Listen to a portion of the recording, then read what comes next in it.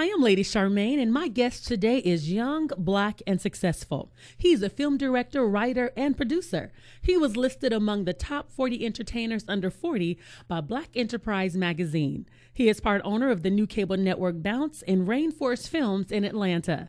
He has produced movies like The Gospel, Stump the Yard, Obsessed starring Beyonce, Takers starring Chris Brown and T.I., and he's here today to talk about his latest movie, which is the #1 movie in America right now.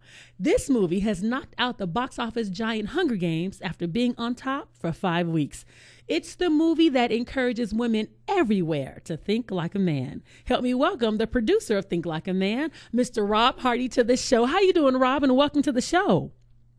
I'm doing good. How you doing? I'm doing good, just like you. You're doing big things. Now, you should be on cloud 29 after being #1 at the box office for 2 weeks. How you feeling? I'm feeling great. It's feeling like the sun is shining directly on my house, and so I'm just trying to spread that love to everybody I can. Now, did you expect this movie to be #1 in its opening weekend, but not just #1? Your movie brought in $33 million in the opening weekend. Did you expect that? I didn't expect it to do $31 million, or $33 million. Yes. But I did expect that it was going to be really successful if we did a good movie that people could feel. And if we told people about it, I thought that they would come. But I just had no idea that it was going to be as successful as it has been. I just feel so appreciative and also humble by that fact. Now, what intrigued you about the book to make you want to turn it into a movie? It was one of those things where, we always have these conversations about men and women and their relationships and who's right and who's wrong. And so when the book first came out, it was a big source of discussion for me and my friends and also for my wife and a lot of her friends. So I was thinking, wow, wouldn't this be great to see on the big screen? So my partner and I, Will, we were having this conversation, and we went and we approached Steve about it. And before you know it, we were off trying to make the movie. Now, did Steve have any say-so on the script when you were putting the script together? Well, he gave us like the template for how to make it. And so we talked to him about the fact that we wanted to turn his book into a series of stories, about a group of friends, but tell it really from the guy's perspective, because so many of those movies are about the ladies and what the ladies think.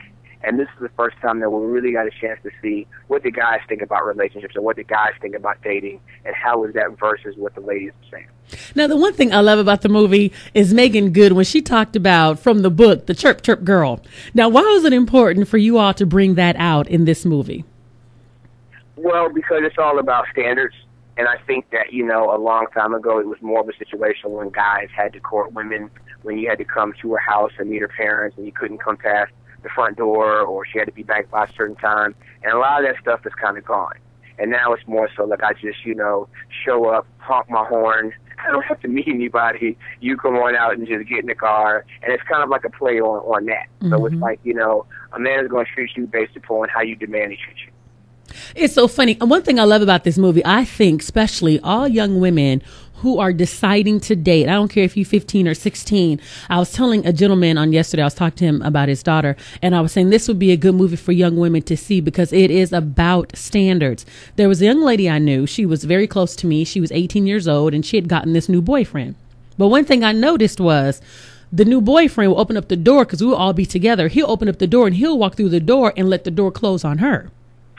And I'll just look, or if she opens up the door, he'll literally go up under her arm, walk through the door, and then she still has to walk in after him. And with her being 18, it was like there was not a standard there. And I would try to talk to her about it because, of course, I'm much older than she is. And I could not understand that. And hopefully she sees this movie and really sees that you have to set some standards. And that's one thing I loved about Megan Good's character. Now, how did you go about hiring the actors for your movie? Well, we sat down and we were talking about, the way to come up with the most diverse cast possible. So, we wanted to have, a cast of people that we thought, obviously were talented and obviously, attractive people, but also people that were really relatable. So that way when you're watching the movie, you feel like, oh, I can relate to this person, oh, I've been through that. and not so much so that it's like I'm watching this huge movie star, so I can't relate to the struggle that they're going through. Because, you know, it's a date movie and it's an experience. And so you want people to lose themselves in the characters. And I think that every woman probably was able to see herself from Taraji P. Henton's character, also from Regina Hall's character, Megan Good's character. I think every woman probably was able to kind of see a little bit of herself in who she's dated in the past. You know, the mama's boy, or what she's kind of looking for, where your standards are so high that can't nobody meet your standards. So you guys did a great job. You also attended Florida A&M, so you are an educated black man. How did you get into film? You know, basically, I've always loved film, and I went to FAMU, and that's where my business partner, Will, and I met. So we were actually next door neighbors, and neither one of us were film majors. We were both engineering students, and then we decided, because we loved movies, to do a film on the side. So we shot a movie at FAM called Chocolate City. It made some money for us, and we came out and formed a company, packed our stuff up into a U-Haul, moved to Atlanta, and we shot this independent movie called Swap. Mm-hmm. Back in the day, this erotic thriller movie with Kenya Moore and Gary Doherty and a bunch of folks, and that kind of like started off our careers. Yeah, I've seen twice. You guys have done some stuff, and if people are not familiar, like Motives, and I love your sequels as well. And my question for you: your company also produced the movie Stump the Yard. Now, was this kind of based on your Florida A&M experience and your fraternity as an Alpha Phi Alpha man? Of course.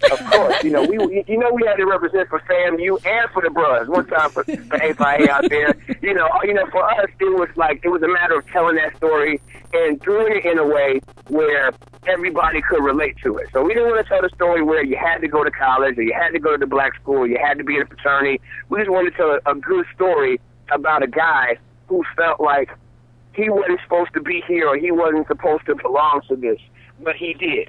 And to me, that's what it's all about, is making it relatable. And Stump the Yard was so special for us because it was like homecoming. Right. It was like getting a chance to go back and relive FAMU. We shot it at Morris Brown College, another black school in Atlanta.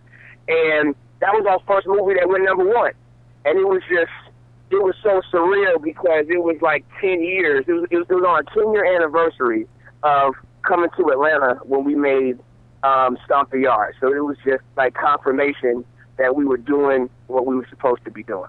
One thing that Stomp the Yard did for me, because I went to Grambling State, so it brought back so many memories of being at a black college, like you said, homecoming, when people were crossing, and when people start to, to come out on the yard, at nighttime, so you want to run down the stairs out of your dorm room to see who on the line. And so that's everything that it did for me when I was watching the movie. It just brought back a lot of memories. Because one thing I noticed in the movie Stomp the Yard, that you highlighted, looking at the pictures, that's why I kind of figured somebody's an alpha man in here. Dr. Martin Luther King. Then when I saw the AKAs, pictures on the wall of Rosa Parks and Coretta Scott, I was like, okay, somebody in here got to be an alpha man representing the AKAs, on the under but not saying. And then one thing I like about you, you directed and you wrote the spiritual themed drama, The Gospel, starring Boris Kodjoe. And you also did The Gospel Live. Tell me about that. Why was that project important to you? It was important because it was about, telling a story about the prodigal son. And so many of us, grow up in the church or have been to church or your mom was in the church.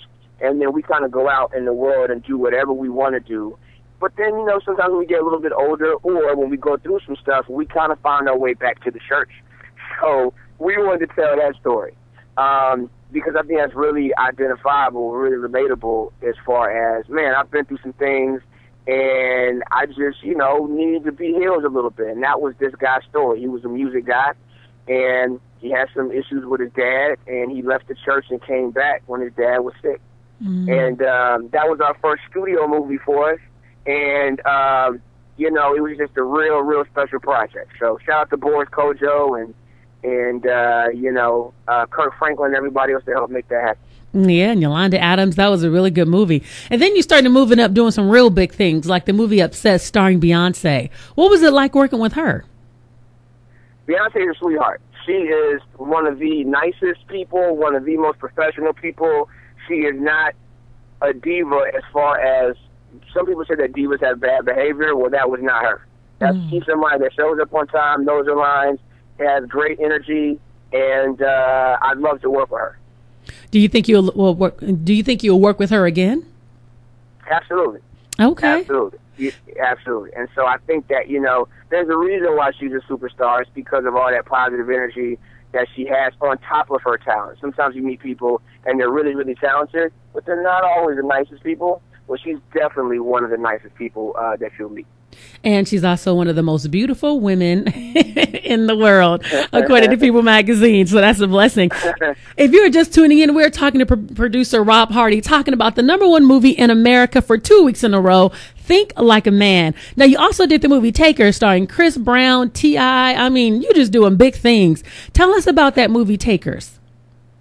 Taker was a great movie. It was something that was set up over at Screen Gems, and was brought to my partner, Will, and, got a chance to get there and do our first action movie. So it was great. It was a bank heist movie.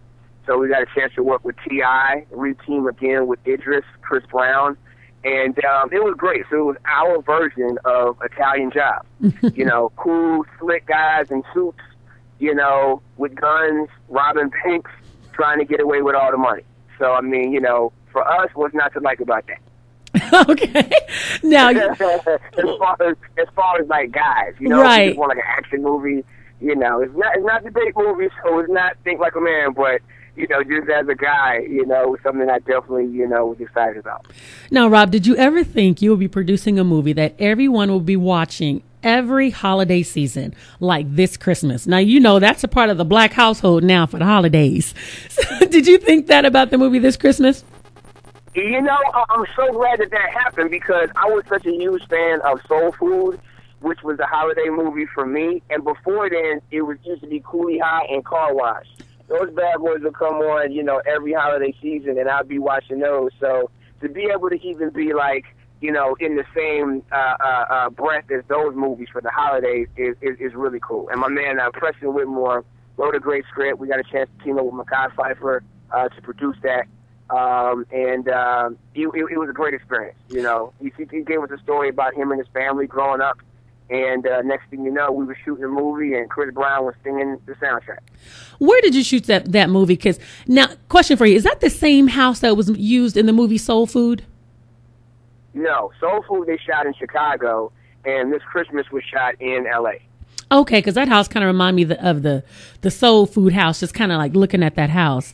And many people don't know, Rob, that you have directed television shows like ER and Criminal Minds. People don't even know that you're behind the scenes with all of this. How did all those opportunities come about for you? I started working as an apprentice director on ER, and I was basically shadowing on the sets, hanging out with the directors, talking to the producers, and I got a chance to do ER. So that was my first TV show, and I've done a bunch since then. Like you mentioned, Criminal Minds. I've done like Single Ladies and The Game and 90210 and Vampire Diaries and a bunch of shows like that. And I'm actually doing a new show right now called Second Generation. So it's going to be like a new show with the Wayans brothers. It's going to be on BET. So I'm excited about that too. Wow, you are doing, and you're still a young man. That's what I like about you, because your resume is so full and you're still young, and God still has so much more for you to do. And I think that's encouraging for a young, well, you and I were about the same age, so that's why I said young man. I love it. Keep saying it, lady. Keep saying it. Yeah, because I can't say you old, because that's going to put me in that category. So, but it's great though, especially being an African American man. That's why I really wanted to highlight you, but just to let people know what you can do if you put your mind to it. So nominated, you were a nominee for the HBO Director to Watch Award. What was it like to receive that nomination for you? It was great because, receiving a nomination for that award was just, my peers or the industry saying, hey man, you're talented. Hey man, we respect what you do. And that, it means a lot when you work hard at something and people say, hey, people give you props for it. So that meant a lot. But, what means even more is when people go out and they watch our movies or they watch the shows that I do and they say, hey, man, good job, because it lets us know that our folks are feeling it, and that means more than anything else. Yeah, and also read that you're going to be doing something special. Not sure if it's true, so I want to bring it up. Are you in talks to write an untitled New Edition biopic? You know, I am not, but I would like to be. You know, somehow that got leaked to the internet that we were, and we had, nobody's mentioned that to us just yet. But hey, New Edition, if y'all out there listening, I'm the man for the job. I bought the Cool It Now album back in the day, and I went to the reunion tour. So this your boy Rob Hardy. Let me know something. I know that's right. It's like, who didn't go to that tour? I feel like I'm real old. I just went to a New Edition concert, and I felt like I was a teenager again. And so, great concert. Now, you and Will, you guys are partners in the new Bounce Cable Network. I'm like, look at y'all trying to do big things. Tell us about the network and what kind of programming does it offer? You know, Bounce TV is it's a new network we're on, all over the country. And it's basically an African-American owned and run network. So we have great family programming. So you'll see a bunch of movies on there, from Ali to Stomp the Yard, that's playing on Bounce. Plus we have classic TV shows like Soul Train and Fat Albert, Judge Hatchet. And we have some new exciting things, too. We're carrying black college sports. So if you want to see black college football, basketball, we got it. We have boxing that's about to come out. And now we're working on our first original series called Uptown Comics, which is a stand-up sketch comedy show. Now, if people are listening, how would they be able to submit like a television show to Bounce Network? You should go to bouncetv.com. Just for more information on the network, and there's also a contact list about reaching out to us. But, we're starting off with this first show. We're going to see how that one goes, and we'll be looking to do more, real soon. Now, why did you feel this cable network was necessary? Because, you have BT, you have TV One. So what's going to set Bounce apart from all the other ones that we have? Bounce is different because, Bounce is something that was, based on movies and being a one-stop shop for movies and new projects in that world. So that makes it different. And also, it's also run by filmmakers. So we make movies, we direct TV shows and things of that nature. So we're able to bring that experience to, the network side. Okay. And also, we're your one-stop shop for black college sports. So if you want to watch, FAMU play Howard, or Southern play, North Carolina A&T, then you come to Bounce to see that. If you want to see the CIAA basketball tournament, you come to Bounce to see that. If you want to see great boxing, you come to Bounce to see that. That's a good promo plug. Just come to Bounce if you want to see it. That was good. Absolutely. Now, the Hollywood Reporter also listed you among the new establishment of Black Power brokers. What does it feel? How does it feel to be recognized in that way? Because you're making some moves in Hollywood. It feels great. It basically feels like, the hard work and dedication that we've had has been paying off. Mm-hmm. And so it's like, again, your peers are saying, hey, Rob, hey, Will, hey, Rainforest, you guys are doing a good job, but we really couldn't do that if people didn't come out and support us and, buy our tickets or forward an email or come to our shows. So we just appreciate that. Because one thing we do know that you guys aren't going to be broke, because Rainforest Films was also listed as one of the top 25 moneymakers in entertainment. So they already projecting y'all gonna make some money. So that is really good just to know that you have two young men started this great company. So I wanted to know, what's next for you, Rob? What else do we see on the horizons for you? Next for us, we're doing, right now we're shooting a movie with Idris Elba and Taraji Henson called No Good Deed. Mm-hmm. I'm the executive producer in that. My partner Will's producing. Like I mentioned, we're doing our first Bounce TV show. And there's also going to be a few new TV shows on some different networks coming from Rainforest. So look out for some of those. They're kind of in the works right now. So we hope to be, doing some bigger things in the TV world, too. Okay. Now, with you still being a young man, what would you like your legacy to be, and how would you want to be remembered? I want to be remembered as a guy that works hard to accomplish something, helped, set up a lot of people in their careers in that process, and somebody that was known as a good guy that loved God, loved his family, and loved his people. Ooh, I like that. You put God first, and that is just the bomb. Praise God. No, that's the bomb. Well, Rob, if somebody wanted to contact you, learn more about what you're doing, if they say, hey, you know what, I want to be in one of his TV shows, how can I audition? Is there any information that people can take and go and log on and read about it? Yeah, they can go and log on to our website, which is rainforestfilms.com, rainforestfilms.com, and they can also follow me on Twitter at The Real Rob Hardy. The Real Rob Hardy. Are there some fake Rob Hardys out there right now? There's a couple of Rob Hardys out there on Twitter already, so I just had to add that real just so that way I can set myself apart. You know how it goes. I know, that's right. Well, Rob, I want to thank you so much for coming on the show. It was truly a pleasure having you, and everyone. We want to make sure that you go to the theaters this weekend and check out Think Like a Man. Make it #1 for 3 weeks in a row. So, Rob, we want to thank you for coming on the show. I appreciate you guys, and I appreciate all your listeners out there for supporting us.